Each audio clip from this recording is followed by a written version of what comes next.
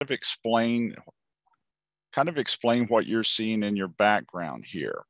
And so those of you who are looking, you'll notice that it looks like a bed. Okay, it is a bed, just so you know. I have been placed in bed for 6 weeks due to surgery on my knees, and it was kind of a goofy thing. Those of you who've heard me speak have heard me talk about Gramps Camp, and so Gramps Camp, this happened this summer, and we had 10 of our grandchildren here, no parents allowed. And on day 2, I was setting up the 80-foot slip and slide for the grandkids and stepped on it with flip-flops on and slipped and ripped the quad tendon in my right leg. And so went to the emergency room. And of course, they set me up for surgery the following week. And I thought everything was good. However, during that week, at the end of Gramps Camp, everybody left. And so that Saturday night, I'm here at the house and I'm walking through the house and I fall and I hit the door frame and I ripped the quad tendon of my left leg. And so that really boogered everything up. And so let me show you what everything looks like, because that way you'll see what's happening. So I had surgery, and let me make sure let's see here. So I had surgery, and that surgery, there we go. So that's me. And so I'm in my den with a hospital bed for 6 weeks. I can't get out of bed and for it to heal. And then so next week we'll finish up the 6 weeks. And then I will, they're going to approve me or tell me I have to stay another week or so before I can start learning how to walk again. And so it'll be several weeks, maybe even a couple of months of therapy. But anyway, what a goofy deal this is. But anyway, so that's why you're seeing hospital bed, because that's exactly what it is. And so what a goofy deal, but nevertheless, everything went well. I had awesome surgeons, and everything's gone great here at the house, but it has just been such a goofy thing that would happen. And your grandkids were all concerned that that Gramps got hurt at Gramps Camp. So anyway, but everything's going to be great. So I had awesome surgeons. They put me back together, and so I'm still speaking. I've done a little bit online. I did a 4-day boot camp this week, and so that was kind of goofy doing it from the hospital bed. But we've got a bunch of people through to work on their PMP. So welcome. So anyway, that's what you're seeing here, guys. So. Hey, Keith, it's Wanda Yes. in St. Louis. You got to promise us you'll send us a picture when you're all up and running around again. Deal? That's a deal. Run, Bubba, run, Bubba, run, so yeah. So anyway, but yeah, so doing good.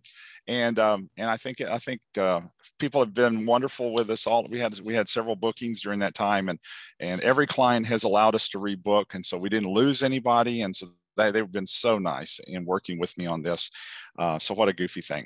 All right, this morning we're going to be dealing with project health checkups. And for many of you, some people will call these audits. If you do any research on this, some people will call this an audit. But I don't want to do that, because your audit has some characteristics that are normally a little different. And so if you choose to call it an audit, that's fine. There's not a problem with that.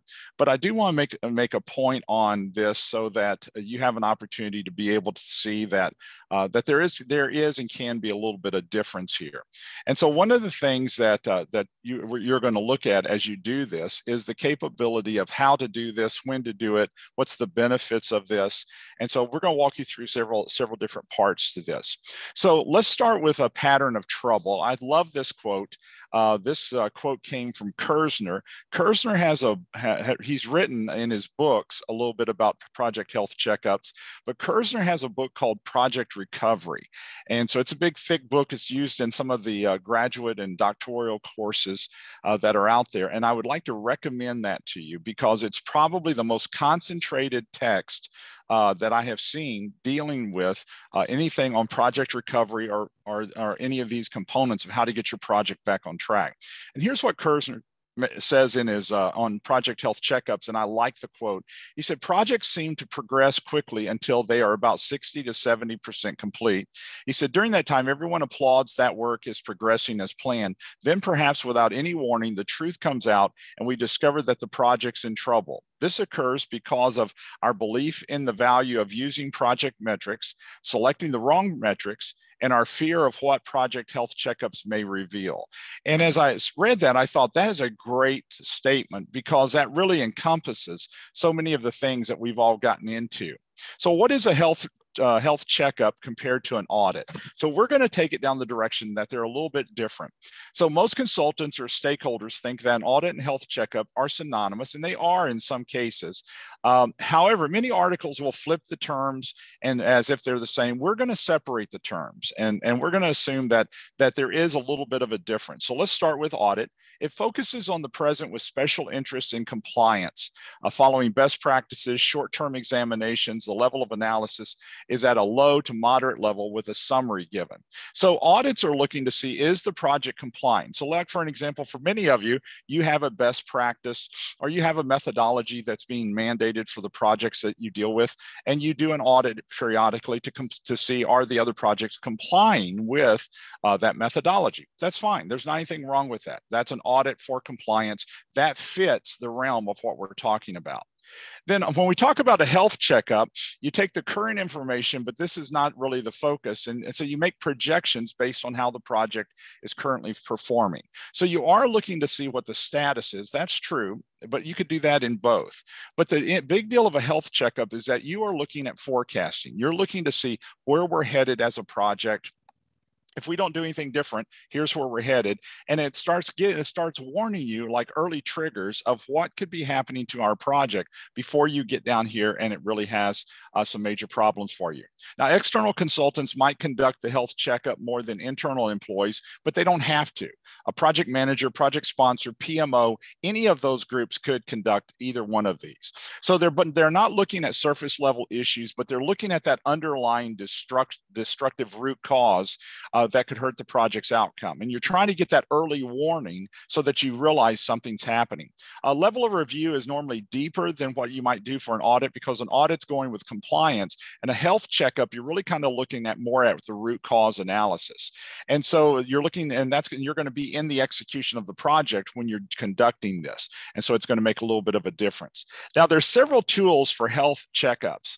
One of those is going to be a root cause analysis because you want the root cause to make sure that you're treating the real root cause and not the symptoms that happen so many times in our project. We have a gap analysis because we're looking at how far off we think something would be. And then part of this is so connected to recovery, and you'll see me make a couple of statements on that, because you're going to create a quick hit list of items that you're going to want to do to get the project either back on track or going in the right direction. And that quick hit list is going to be good because it's going to help you with management or the PMO in understanding what you're doing and making some of these decisions to prevent the project from going in the wrong direction. There will probably be a corrective action list from some of the analysis that you want to do. And then you're looking at potential issues of where could this project give us problems? Where could this project absolutely continue to go astray? So you're going to be looking at each of those. Now, as we look at critical areas, here are several critical areas, and this goes back to Kersner's material that I thought was really good. And he said, first off, there's some benefits and value of analysis, and that's if we do that. And of course, many times we don't do the analysis or don't do it very well because of the time commitment most of the time, or we don't know how. Governance around the project, and of course, governance could be how managers are managing it, or how are the project managers managing, how's the team interacting, what's the culture of the organization. Stakeholder involvement, are they involved a lot or not so much. Risk mitigation, contingency planning, and even the performance baseline. And of course, all of this are some critical areas that you're looking at that can cause that project to go haywire. So the first piece of this that we come back to, and this is where it connects a little bit to recovery, is does management and the customer see there is a problem? Many times when you're doing the health checkup, you're seeing that there's a potential problem, but nothing's gone wrong yet. It just is starting to slip. And so you're starting to almost ring the bell that we've got to do something. And yet many times on the customer side, they think, well, everything looks fine. We had everything was in the green last month, so we're doing fine. And yes, we all know how fast something can go from green to yellow to red in a project very quickly. So both management and the customer have to understand there's a problem and that potential recovery. And when I say recovery, not the total project failure and we're trying to recover, but even small recovery efforts might be needed.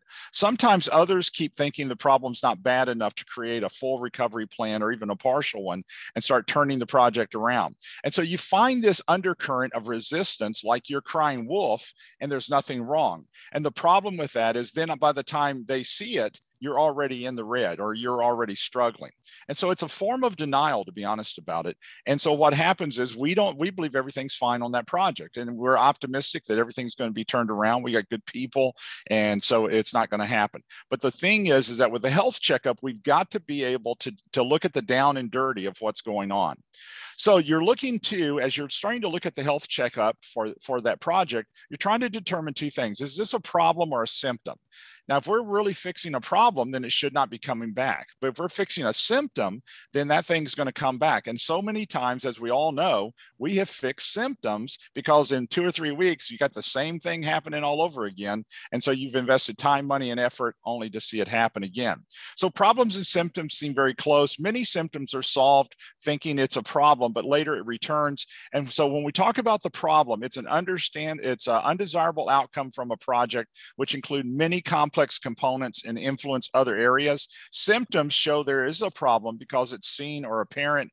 It's a sign of a problem, but not the root cause. And that's why when we talked about analysis, root cause, or the 5 whys is what it's called sometimes, is so important for us to look at. Now, in researching why projects fail and cause us to have to do a health checkup, many projects fail for a lot of different reasons, as we know, and we've heard this in class as well. Contradictions in what we're doing compared in the area of goals and objectives. Overconfidence. We think project's a no-brainer, so we're not really giving it as high a priority to try to monitor it. Technology fails, or we don't have enough technology. Missing skills of our people. Our people don't understand what they're doing. People problems. They get into arguments over solutions. There's conflict. Employee burnout. This is just one additional project on top of the other 10 that they already have, or inaccurate information. And a lot of what goes wrong is inaccurate information. And so what happens is that we think everything's fine, but we're not really measuring the most important piece. Now, in traditional projects, we have a tendency to measure 2 things, as we all know. We measure cost and time, and that's what management's concerned about. But we all know that we might be on budget and on schedule, and yet there's an undercurrent in that project that's getting ready to go haywire. The quality's terrible, or the culture of the teams just stink because everybody's kind of bickering and fighting. And so what happens is we know there's other things that need to be measured besides just cost and time. And many times that's not what we're doing.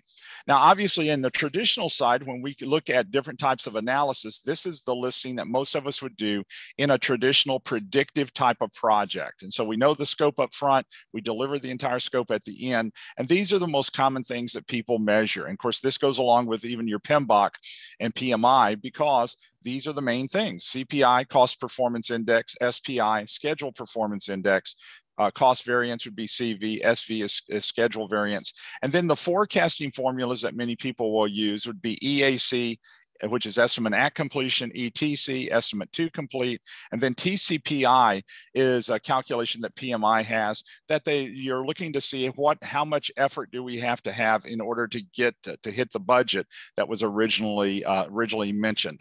And so these are very common in predictive type of projects. But even though we're calculating time and schedule, this is still driven by the mindset that time and schedule is everything. And once again, there could still be those undercurrent in performance, in quality, in other issues like that. So let's talk a little bit about the timing of a health checkup. Audits tend to be scheduled and placed on the calendar. It could be weeks, months in advance, and they focus on where the project is right now. Nothing wrong with this, but many times the audit, we know that we're going to have an audit because once again, you're going back to best practices, regulatory things a lot of times with an audit. Now, if your company interprets it differently, that's fine. That's not a problem. But in general, that's the general acceptance there, is that an audit's looking to see, are we complying to something, best practice, standard, or some kind of regulation. But your health checkups are normally unscheduled, random. And so you're looking at not only where the project is now, because you've got to know that, but you're really looking at where is it headed. And so we could bring a health checkup in anytime we have that feeling that the project's going off track. And so it allows you that opportunity to be able to think, okay, with this project going off track, I feel like we need to do a health checkup and just make sure everything really is coming up the way we think it is. And that way, you're spending some time with a team or a partial team to be able to double check these things. Now, project health checkups, you would be defining the project health checkup on what you're going to look at and what you're going to research or analyze. Who's responsible to do certain things in the health checkup? Because this would be additional analysis you're going to do beyond the normal project. And then we're going to talk a little bit about phases of health checkups in just a moment and discoverable warning signs that a health checkup might be needed. And so this health checkup, you're not locked into anything with that health checkup because you're not having to advertise it. You could literally think, we need to do a health checkup next week on the project, or even a portion of the project because of the way it's looking. So let's start with conducting the health checkup. It's a focus on projecting the future of the project and its outcome based on what you're seeing right now. So you examine the execution process, whether the project's completing deliverables as we understand it. And the project health checkups are unscheduled, they're random. It could be conducted by an internal consultant. And I put that down because in this book by Kersner, this is a book I recommended to you on project recovery, he said it's conducted by an external consultant. The truth is today, it probably as many people are doing internal health checkups with internal resources as they are external. And they're doing it through the PMO as a logical place to do that, for the PMO to do a health checkup. And so it's unscheduled, unannounced, and allows you to just kind of step in and do this. And it's not just for internal projects. You could do it for an internal project, but you could do it with a consultant as well, which would be a good thing to do too. So the viewpoint though is really to be extensive and deep. What's happening behind the scenes? Are we really doing what we say that we're doing with this? So that means you're going to have to diagnose, is there a problem, many times before there's really a problem. And so in diagnosing, let's walk you through the process here. And so you're listing the themes from the research that you're picking up on. And some of this is you're looking to see, okay, are we seeing any patterns? Are we seeing anything that would help us understand what's happening behind the scenes? And then you're going to find yourself, you and your team, talking about and prioritizing what do we think are the potential problems. Now, I've got problems here, and you might see that's an actual problem, but it could be a potential problem that you're looking at. Then you're looking at creating the quick hit list that we talked about. These are the top 5 we really want to look at. We feel like this is the most important. And then you're looking at checking the status of major project areas. Now, the status could be fine right now. And I gave you just a partial list over here of the business case, the charter, statement of work, budget, change process, risk log, risk mitigation, quality test, team performance. And your list could be anything even beyond this. I just tried to wet your whistle to get you thinking. Now, after you've checked the status of these, now you're starting to create some type of recovery plan and adjust or create the missing plans. And so part of that recovery plan is thinking we need to take these steps of action, and it might be more of a mitigation plan because it hasn't happened yet. But the point is you're taking these steps to get the project twisted around, adjusted to where it's going to be producing what you think it's going to produce down the road, and you're not going to have a problem. But remember, at the moment, you might not be having anything go wrong. So this is one of the reasons why people don't do very good with a health checkup, because what are we griping about? We're in greens on everything and everything looks good, but that health checkup looks to see behind the scenes what's happening. And then of course you're selecting team members that's going to help you be able to turn that little piece around in recovery. And then of course you're preparing the recovery launch of what you're going to do to fix that before you get to it. That way you have no downtime, you have no wasted time, and you don't have the project go haywire. Now, diagnosing comes from analysis, and we understand. So the first thing is we're looking for any kind of warning signs. As project managers, many times this is one of the pieces, and as a PMO, this is one of the things. We're starting to get some warning signs that we're not real clear that the project is doing good down the road, or we already anticipate that there's going to be resistance or there's problems. So that these would all be good reasons to kind of do this. And then many times we're doing the document analysis. Now, the problem with our document analysis in the current focus is everything still maybe doing okay, or you might have a yellow, but it's not anything that's a knock your socks off kind of thing. And so overall the project looks healthy, and that's what you're really doing. You're looking to see, is the project really healthy long term? And then this is where you might bring in and look at and do management interviews, might even be a piece of this. Is what is management seeing? What are they sensing? What's their history with this? This is what we're questioning is happening down the road, and we want to put something into play. And then your team. And of course, this is where your experienced team members can anticipate what's going on. Things can be fine right now, but we know, okay, give it 6 weeks and it's not going to be fine. So in that diagnosis, it allows the recovery manager or the manager or the team members to determine why they think the project either went into crisis or it will go into crisis down the road. No decision should be made in the analysis stage because all you're doing is analyzing. But in the diagnosis stage, you're looking at the analysis you did to come up with some conclusions. So the challenge is keeping the team from jumping to a conclusion on the cause in the before the analysis is over. They're still analyzing, and so they're trying to do these quick problem-solving things, and that's not really the place for it. You do your analysis, now you're ready to diagnose what's going on. I'll give you just an example of that. You know, we do this all the time, and I've done it as well. You get in the analysis stage, and before you know it, you've already decided what the problem is, but you're not finished collecting data or analyzing the data. So it's very important to be real restrictive in that area. And then you look at the diagnosis. I had a situation a few years back, and I went to see a new doctor, and my doctor had referred me, and so anyway, the doctor came in, brand new doctor, never met her before. And so she walks into the room telling me I need an operation. And as it turned out, I did need that operation, but it was so disconcerting that she had already concluded that I needed the operation before she ever met me. And before she ever even talked about the operation. And so I felt like she was jumping to the gun. Now, as it turns out, she wasn't. I did end up having to have that operation years ago. But the point is that I was very unsettled with that doctor. And even today, if I see her, if I go in for checkup, I'm very unsettled with her because she really has no bedside manner at all. And so I really don't like her, but she's one of the best in the area. And so my thought is that, okay, had she come in and talked to me a little bit and then said, I agree, I think you're going to need this surgery. And of course she's ready to schedule it that today. And I said, no, we're not scheduling a squat today. You give me medicine or something, because I mean, it was just too fast. But we do the same thing sometimes on a project, don't we? We look at analysis and man, we're ready to get in the groove, because we are control freaks sometimes in the project management world. I'm sure you're not, but most project managers, that's what makes them good. You're kind of a control person. And so you like it going your way. And so this looks like something you want to kick into gear fast, but sometimes that causes us to miss the point. So also in diagnosing, takes the research and looks for patterns, gaps, lack of methodology, inconsistencies in the project. And so those things kind of stand out when you're doing the analysis. And so it doesn't mean that every project's going to look exactly the same. We all know that. But when you start seeing key things, like for an example, one of the key things that would really stand out that would cause me concern, if we're doing a predictive or a traditional project and we have no change control process, then that ought to be a red flag to us, because we know without a change control process, projects have a tendency to go in the wrong direction. And then you also have the foundational areas to examine, which was change orders, its schedule, budget, quality, and performance of the team or contractors. And so all of these have a ripple effect on the rest of the project and on the rest of what we do. So it's very important here.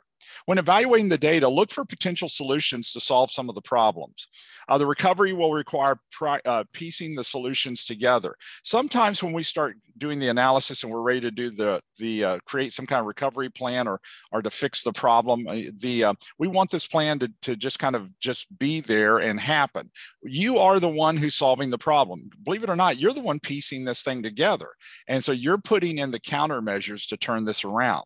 So you want to verify the creation of a change management plan and the team members are following the change management plan. That's the first thing, because that throws the project off most of the time. And then a lot of times people will give lip service and not follow through with it. We've all seen that. Determine if evaluations such as cost, schedule, and impact are discussed on the changes. So we have an approval process for the change, but then nobody wants the budget to change or nobody wants the deadline to change. And so that's not realistic. We know that if a change order happens, there's going to be costs on that change order to some extent. There's going to be time on that change order to some extent. So you're looking then for gaps discovered from that analysis is what it is. The reason a project is struggling is because there's gaps in the plan, in the resources, oversight, or the process. There's going to be a gap someplace. And what you're trying to do is anticipate what that gap is and start taking steps of action to be able to reduce that from being able to happen to you or to hurt the project. The recovery team or the recovery manager will use that analysis to identify which of these areas have some form of gap, which is preventing the success or partially contributing to the failure. Now, you might not have a recovery team or recovery manager because you're doing the health checkup yourself as the project manager with your team. And so you might be just adding some of this work to be able to fix with your team. Or the PMO might be bringing in an actual small recovery team or a recovery manager just to work on that part alongside the actual team while they're doing other things. If either of those can work, it's just a matter of coordination, communication. So then discovering the gaps takes time to verify the processes, the resources, the plans. And so we've got to make sure that we're going in the right direction here. And then also, because analysis takes time, it's easy for stakeholders to complain or rush the team through that process because we're not good at analyzing anyway. And so we have a tendency to just assume all is well or assume after analyzing a very short period of time that this is the common theme, and it might not be. So a rush team will overlook one or several gaps and the recovery plan will not be complete. And so what you're going to see is you're going to get on down a little bit further in the project and maybe you fix one or two issues, but there's a couple of things that you're blindsided by, and all of us hate being blindsided. The other component of this is evaluating the research or the data and possible solutions. Just because you have a solution does not mean it's the best solution. Just because you have data does not mean it's the best data. Sometimes people will read something and do some research and you start looking to see, okay, where is this research coming from? Who wrote this? And did they have an ulterior reason for writing some of this research? I see that with my doctoral students. You know, I would not use that article because this person has an axe to grind, and that's why they wrote the article from that position. Look for people who come up with some of those same conclusions, but they didn't have an axe to grind. So we look at data differently. So data-driven decisions move away from these random ideas or these gut level decision-making ideas that we all come up with. Even though, let me just validate one thing. A good project manager does seem to have some gut level decisions. That's the reason why you're probably doing the health checkup. Everything might be fine in the project now, but you're anticipating there's concern or an area down here that you don't feel comfortable with. And so it's okay. The gut feelings are fine, but you should be running it with data combined with some of those gut level feelings that we all have. Good project managers see things, hear things, anticipate things nobody else has done. So so as you look at data driven, it's based on quantitative research, cause and effect. That's right. That's the reason why your root cause is so beneficial here. Here's the cause, here's the effect. Now, right now, the cause is not happening, or you're starting to see that the cause is just beginning to happen. So what you're trying to do is impact the effect, that the ripple effect of that cause. And so you're trying to calm the cause down or stop it so that the effect is not something that's going to derail the project. So when cause and effect drivers are discovered, the team can then amend the cause, which will ultimately modify the effect. And of course, we all do that. And so, you know, if you do anything, I mean, that's what you're looking at is cause and effect. And that's exactly where we live all the time with the project. So just to show you this, and this is actually out of my recovery program. So as you're running a project, you're going to have that situation someplace in your project that there's going to be a problem. It's going to surface. And then we start looking at the effect, or what is the impact. So as we look at the impact, sometimes the impact is not that much. but sometimes the impact can be devastating. The problem is sometimes we think it's not that much, and wow, it turns out to be devastating. And so it kind of knocks our socks off. And then at some point, when we're looking at that effect, we're trying to draw conclusions of, can we live with the effect, or do we have to turn that around? And so sometimes the problem with that is it puts us into a crisis on that last part of the project.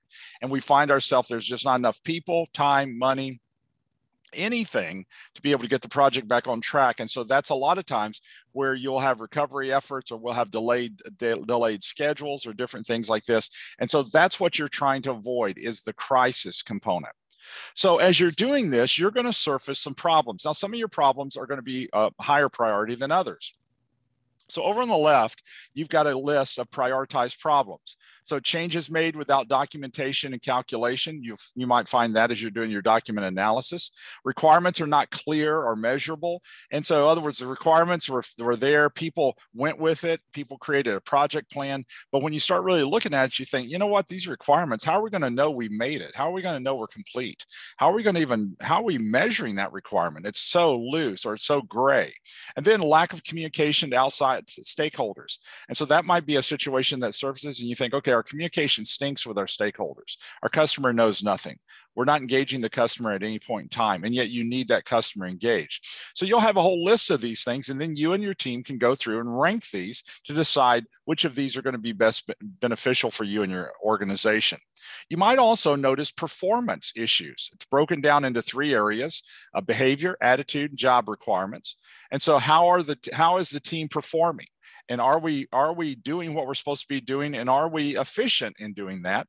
Or is it an attitude issue? Do you have people who have a negative attitude? And sometimes that might be the people you want to get off the team because of a negative attitude. Or is it job requirements? We're asking them to do something they've never done before. And so it's really kind of a training or a coaching and mentoring situation. All of those could be very much part of this.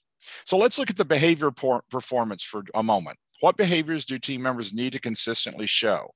How will the behaviors be monitored? How will these measurements be accumulated? And what behaviors need to be removed? And so behaviors are a very outward sign of something happening. And sometimes behaviors are tough because people are rude, and people can say things in a very hateful manner. And so the behavior, the outside part of this, is sometimes might be something that people are reacting to. And so some of these behaviors might need to be dealt with. Attitude's a very gray area. It's a very difficult thing to try to work with someone on their attitude. Normally you work on the behavior and the attitude will change, but the attitude's a hard thing to change in another person. It's motivated from the inside out, and one person can't really change another person's attitude. You can encourage, you can mentor, you can show steps, but the point is it has to happen from the inside out. But look at the results of the attitude and deal with it. And so if you look at a negative attitude, and we've all had that person who has a horrible attitude, and we've tried to work with them on the project team and so forth, the ripple effect of that negative attitude is horrible, because first off, you get other people being negative. So now you got a team of negative people, or you just see people resisting that person, staying away from them, not wanting to communicate with them. So here's some things to consider. What type of attitude works best in this project environment? What is the impact of the team member's attitude? What is the attitude of management or the sponsor or other stakeholders? Because those attitudes can make a huge difference. For an example, if you look at a lot of different cultures for a lot of different projects, some cultures are different than others. For an example, if you were working in a military project and you were working with a lot of military staff, it's going to be very much a higher hierarchy of authority there.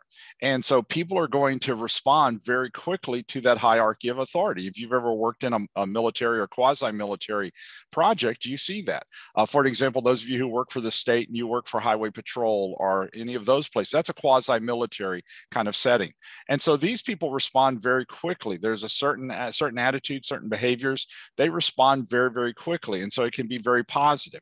but you might be in another situation where a person is very negative and so critical about everything.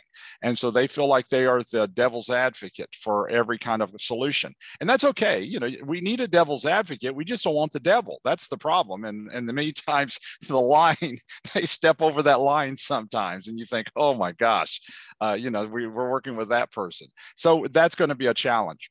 Then sometimes it's going to be the job requirements or performance piece.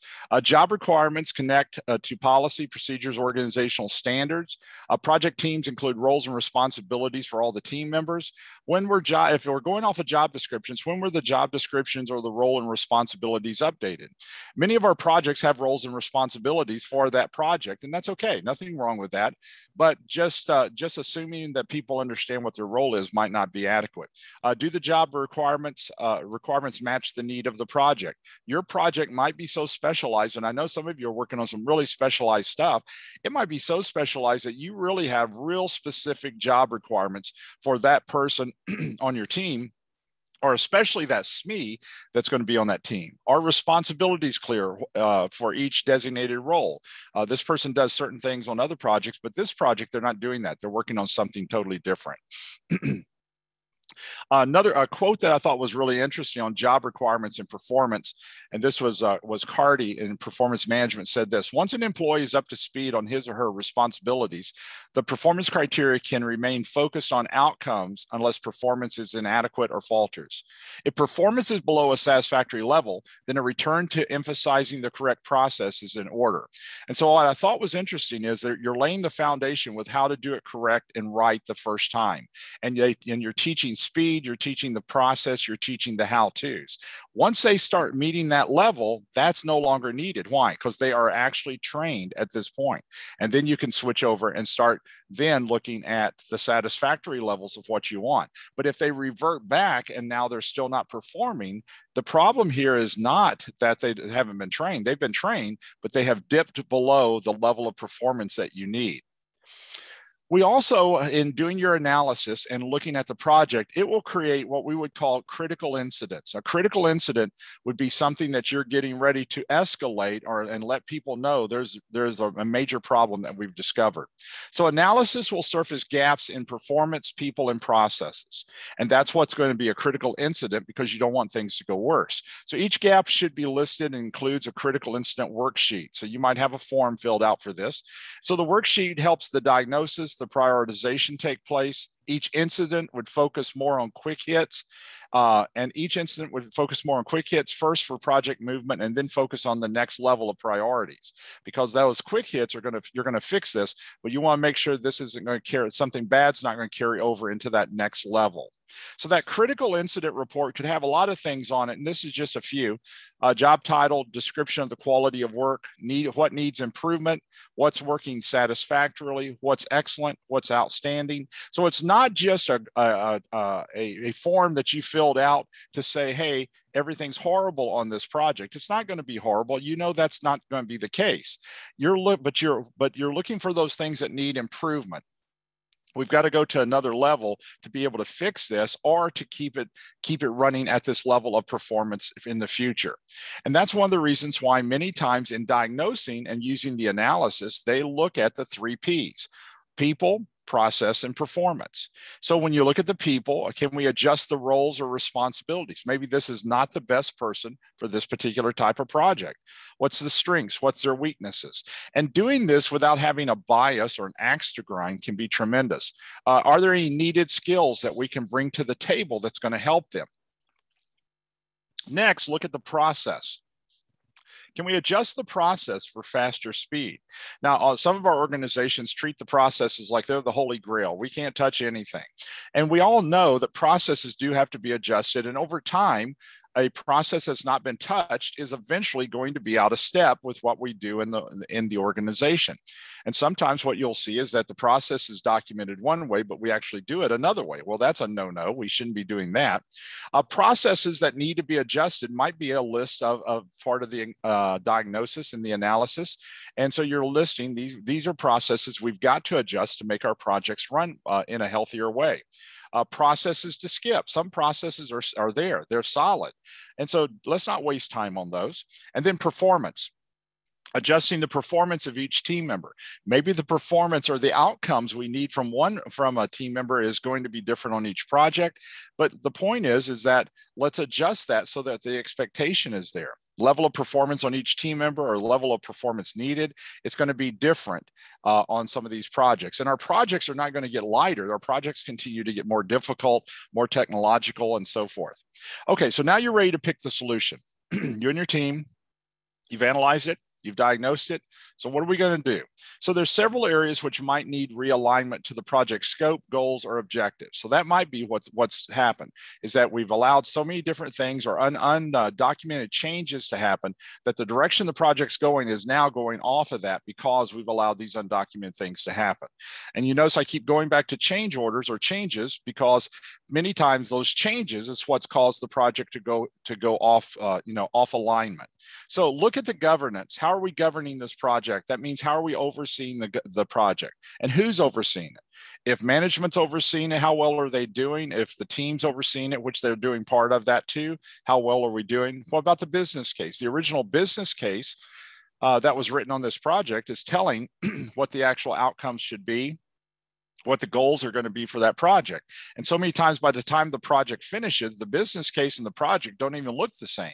And so yet that business case was the original vision and dream of that project. What about methodology? Are we using waterfall or agile? Because once again, that's going to make a little difference on what kind of solutions we come up with. Technology, are we using the right technology? Are we coming up with the right solutions? Politics, do we have something happening in the company that's going to change the dynamics here? For example, you have leadership churning or moving up on the top. It will actually influence other areas of that project and of the culture there. And then the product itself, what are we producing? Is it something we're proud of? Is it something that's high quality? Or is it something that we're just trying to get through? So let's compare the audit and health recovery checkup a little bit further. Let's look at metrics. Now, we know metrics are important for a project, but they're critical for any type of recovery effort. And the challenge is sometimes we don't collect the actual data that we really need for the recovery. We do it for maintenance, that maintenance mindset of how's the project doing, but we might not be collecting the right data to see what's going wrong. Audits focus on measuring the project to determine the current status. And so that's the reason why many times when you're audited, they're looking at the current status. Are you following regulations and best practices? So CPI, SPI, cost variance, schedule variance, all of that is going to be very accustomed to fitting the status quo. Audits are conducted prior to meetings for updates to team and management. Here's where we are, here's what's happening. And so those audits really fit that box very good, okay? And so, but yet a health checkup might require data and research that nobody's ever done before because it's going in a different direction. Now, let's look a little bit further here at the possibility of sick projects. Now, many times you could be on target, you could be on budget and on schedule, but you could still realize, and this is some of the things that would tell you there's something happening to our project. Now, we're on time and we're on budget, but something's wrong with the project and you're going to see it down the road. The first is going to be confusion.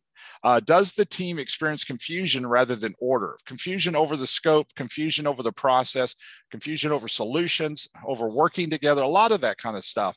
And that's going to have a ripple effect eventually. Failing vision. Have team members lost the vision or high sense of urgency? Now, many times we kept the vision, but what we're seeing is we've lost the urgency. A lot of times that's because of the number of projects that we've been put on.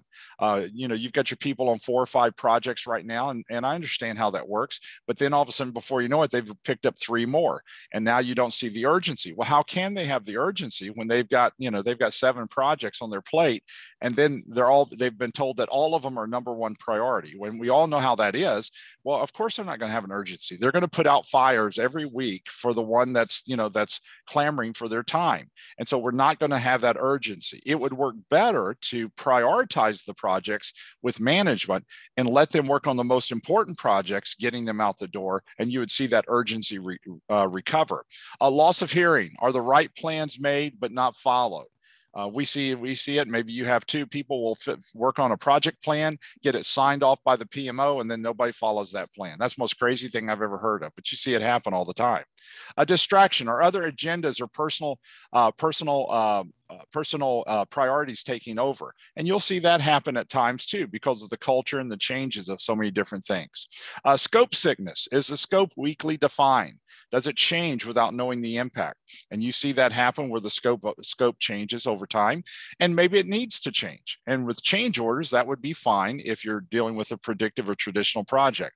Or do you have a droopy schedule? Is the schedule weak or non-existent?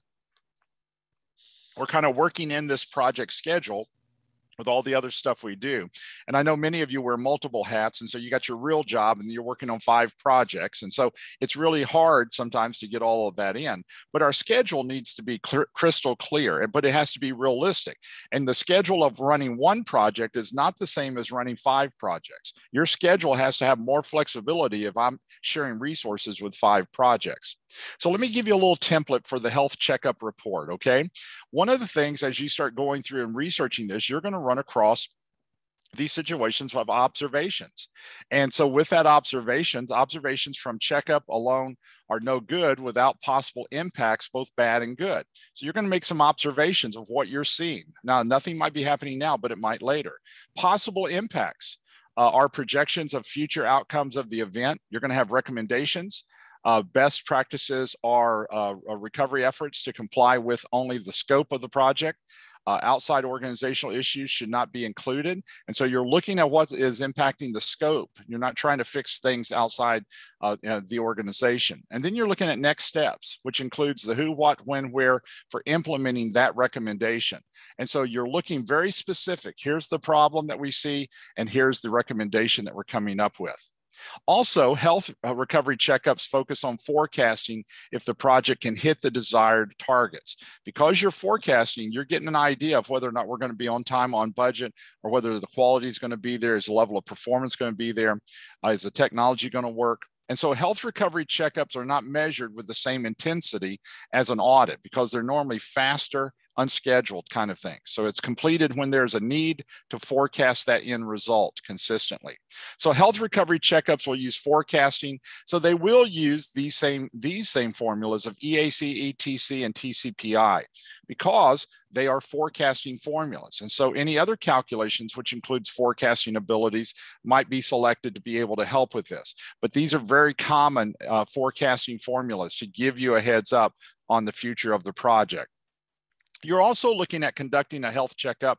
Can include process for the health checkup, the frequency, and the reporting of it. All of those is what you're looking at to be able to do this with some structure. So let me show you the process, a real simplified process for a health checkup.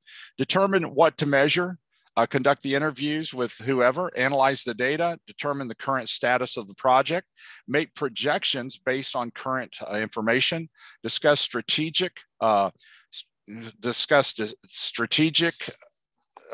strategies if future is not acceptable, and then create action items or adjust the plan. And so this is a very simplified process to be able to go through for that health checkup that will give you some structure to be able to do that. Many people will use 5 different evaluation methods in that health checkup. And so let me hit these very quickly for you. They have the discrepancy model, goal-free, transaction, decision-making model, and the goal-based model. So the discrepancy model, all of these have similarities, but the discrepancy model, if you look at it from an evaluator's task, you have facilitation, monitoring, data collection, analysis, and interpretation. But the outcome you're really looking for is compliance with standard. That's why you would use this. And a sample evaluation question is, how did the program perform compared to the standard? So a discrepancy model, did we show discrepancy from the standard or from the guidelines, okay? The goal-free model, the evaluator is still using data collection, analysis, and interpretation, but the outcome, they're looking for usefulness. They're looking for impact. And so their goal here is to see is what the team doing or what they're working on, what's the usefulness of this particular goal, or what's the usefulness of this feature. And so in other words, the sample question they're asking really is what happened in the program and how useful was it? What did it bring value? The third is the transaction. Of course, the evaluator is doing the same thing with data collection analysis. The outcome is program understanding. And so the real question is, what does the program look like from different vantage points? And so we're looking at it one way, but if I was the customer looking at it, if I was a contractor looking for it, if I was the stakeholders out here looking at it, how do they view this? And then the decision-making model, the evaluator looks at data collection, analysis, and interpretation, but they're looking at effectiveness. They're looking at impact. They're looking at the quality of something. And so the simple question is, was the program effective? Did it impact the people we want to impact? Did it demonstrate quality from the aspect of what we wanted to do? Because that's what you're trying to attempt. And then the goal-based model, once again, the evaluator is doing the data collection, the analysis, the interpretation, but they're looking at efficiency and effectiveness and impact as well.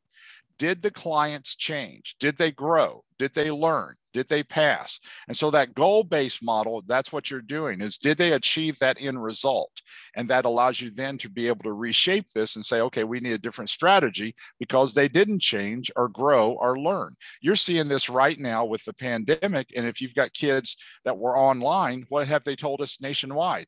The vast majority of students did not do good with online learning. Their grades plummeted. And so what's happened? Many of the schools, that's why you're seeing such a commitment too of trying to get the kids back in school. Most people believe that that's going to be the best learning, and they do need that socialization. And you're wanting to be able to get the kids back. But what was the reason for that? Well, they saw the grades plummet because of homeschooling. Now, that wasn't everybody, we know, but I mean, overall, many of the kids struggled with that. So what about frequency? Frequency of the health checkup. It's not scheduled, and it should be used to forecast the project. But this is where discrimination, the project manager, the project management office sponsor, they should determine and how they're going to do these health checkups and when is it needed, and you're making that call. So unscheduled frequency helps determine whether the crisis level is reducing, staying the same, or increasing, and that's what you're measuring it by. If it's reducing, well, you might not need one. We feel like we've got it together. But if you see that the crisis is still kind of building, well, of course you're wanting to go back in. What did we miss? Health checkups have versatility throughout the entire recovery effort. Health checkups remove the unknown and areas of speculation about the project. We make assumptions about the project and we create decisions based on assumptions without validating that assumption, without researching it, drawing in the data, analyzing it, and diagnosing it. And we do it all the time. The problem is our assumptions are wrong. We spent time and effort and still have the problem facing us. So health checkups remove the unknown, the areas of speculation, and projects that are on time and budget do not always end up being successful. So recovery plans can make the same mistake as well. We can do a recovery plan and it still not be successful because we drew wrong assumptions on the front end and it hurt us on the back end. Now, your health checkups, you're going to need to report them from time to time, and it could focus on a lot of different things. A root cause analysis would be one of the areas, the gaps, a get well plan of what we need to do to be able to turn that piece around. That's going to be some of your solutions. It could be new opportunities. You might do a health checkup and then discover that there's new opportunities that nobody has thought about with that project or some of the areas of the project. Value analysis, we're not really building value or delivering value like what we thought we were. And then, of course, obviously, you're going to have some contingency plans, even in a health checkup plan, because not everything's going to work exactly the way we thought it was going to work. And so it could be very difficult for us. Then one of the pieces that you have to watch out for is you want to verify the project metrics and standards are working. So when conducting a recovery project, the organization likes to bring in a different project manager. Now, this is if you're going to a full recovery effort. Sometimes you'll bring in another project manager, or they might call them a recovery manager, to run the recovery effort. Now, there's pros and cons to that, and so we're not going to go down that road, but reasons for using a different project manager for the recovery effort to be able to do the plan of the health checkup is new leadership skills in recovery might be needed there to have somebody be able to turn that part around. New metrics for running the project fast for short-term, skills for fast tracking or combining the activities to produce a faster completion date or a faster resolution of that solution that you're trying to put into place. There can be a lot of reasons why to bring that person in. And if you bring another person in to work on that solution, that allows your original project manager and team to continue to work on the project at the same status that they are. But obviously there's discrepancies here to where we could have pros and cons on a recovery manager and compared to the project manager. But the point is, many people like that idea.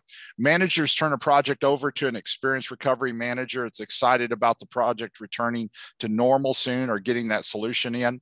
However, recovery projects can also fail unless the team takes steps to monitor its performance. And so even though you're doing a recovery effort or a solution to try to fix that project, you've got to do the measurements and the monitoring of this in order to be able to make sure what you thought was happening is happening. So you are completing the project success, partial project success, or is this complete project failure, or is it partial project failure? None of us go into a project thinking, let me just see how I can screw this project up. I mean, sometimes it feels like that's happening when we're in there, but none of us go into a project wanting that to happen. And so what you want to do, you want to base it on data and measurements. How are we doing, rather than gut feelings and rather than based on assumptions. And then also verifying it, recognizing the early warning signs in recovery. Are we recovering and putting this solution in place, or is it still bleeding in this area, or is it still something that potentially could hurt us? Warning signs are connected to the metrics or standards selected for the recovery. Metrics selected for the recovery should not only measure where the project is currently, but also forecast when the project's original schedule would return if you are actually having to do a recovery effort. Now, if nothing's gone wrong and you're just doing a solution, you might not have anything wrong yet. You're just going in to mitigate certain areas to make sure that things are positive when the project gets to that particular area. Now, let me close here for just a moment with some questions. And then I want to talk to you about two things. One of these things is we really had something very exciting happen. I want to talk about it with you to get you to see if there's somebody that you have that this would help them. So let's start with some questions. What questions might you have right now? Let me open this up. I'll open this up to where I can see you. So what questions might you have?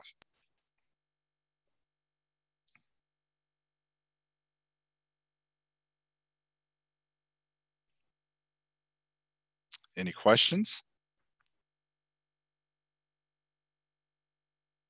Okay, so let me talk about two things real quick here as I pull the rest of this together. First off, we tested just a few weeks ago our first PMP Mastermind Group. Now, the PMP Mastermind Group that we are using and doing right now is for the purpose of getting people situated so they can kind of get some alignment for their PMP exam. The free mastermind group is free. It's a 5-day mastermind group. And so it's not all day. They do about an hour's worth of work each day. And so the mastermind group focuses on building the skills and planning for their PMP. It's not a boot camp, so it's not like that, but it is helping them get their application in, get the experience logged in correctly. They see some videos to help them understand the process of going through and getting their PMP. They see materials that will help them in being able to take their PMP. So one of the things that they're going to do, they're going to create their PMI account. They're going to start their application in this week-long, this 1 hour a day for 5 days group. They're going to complete they'll get exposed to a vocabulary test with PMP terms that we use in our boot camp so that they can see what the terms are. The terms will be a little different, obviously. And then they start getting a strategy for how they could go about answering the PMP questions because the test is one of the hardest tests that's out there. The other thing is that they get 5 contact hours for attending that week. And of course, they've got the content, they've got content outline.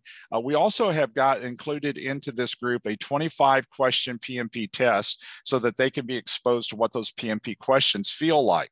Now, the test has changed dramatically since January 2nd. All of this is aligned with the new test. As you know, the PMBOK is no longer the main driver for the PMP test. What is the main driver now is the the PMI exam material. And so that material is far broader than what PMBOK is. And so that is the material that people are taking in order to pass the test. But people who attend the mastermind group, it's free, 5 days long. And of course, and I'm the one who monitors it. And I do 2 Zoom calls to where people can ask questions that week, and they're talking to me. But at the end of that week, we do a free drawing. And so we had 27 people in our last mastermind group. And so that was great. That was the first one that allowed me to test it and put some other things in. But we do a free drawing. And so one person won a free scholarship to the PMP Exam Prep Boot Camp. And so it's on us. They're going to go through it with us. And so we give one away. We'll have one in October 25th through 29th. And so if you know of people who are, because it's kind of clumsy, doing all this stuff. And those of you who are PMPs, you know what I'm talking about. And so what we do in this is just kind of bridge that gap.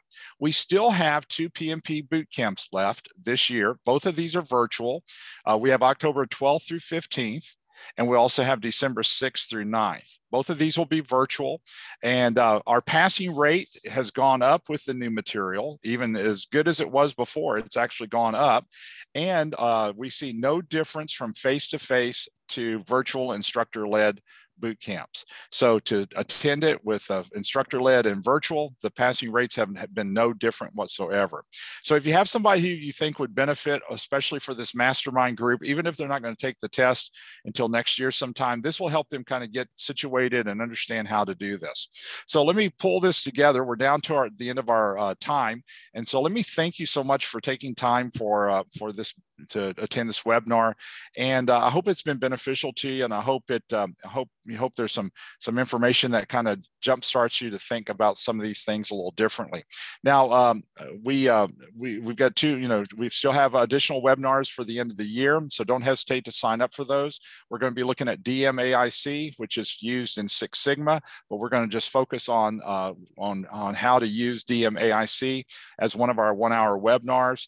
And but we've still got some all the way up until December. And so you can still feel free to jump online under webinars and sign up for any of those others. So let me stop right here. We got a couple of chats here. Let me see if anybody's asking a question. Oh, thank you so much. Thank you guys so much for the praise. I appreciate that. So let me thank you so much for being part of the webinar. I wish you well. I hope you have a wonderful Labor Day. And so y'all stay healthy. Be careful with slip and slides. Okay. So see you guys. Thank you. Bye now. Thank you so much Steve. I appreciate it, buddy. Y'all take care.